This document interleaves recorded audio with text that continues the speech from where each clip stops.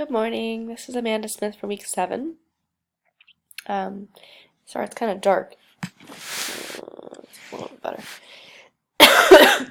um, this week we're talking about mistakes and if I didn't approach a task or action because of a fear of making a mistake. And I'm sure that's happened, but I can't think of anything off the top of my head. Um, but looking forward, I can imagine myself in a position as a school psychologist of being unsure about timelines and the ability to complete tasks.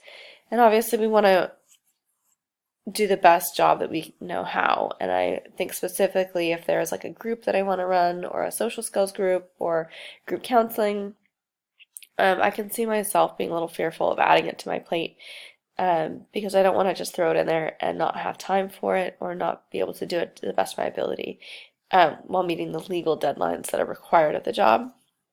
So I can see that being an area where I will need to make sure that I have really good time management because I don't want to miss excellent opportunities for kids and for me, growth opportunities, and just a real opportunity to have impact at schools because realistically, testing kids is not impacting a school site. It may be helping teachers that have some children that need extra support get on those IEPs, but it's not going to help the site as a whole. So being able to do a lunch bunch, being able to take on counseling, because I can make time for it, is something that will, I think, have a greater effect.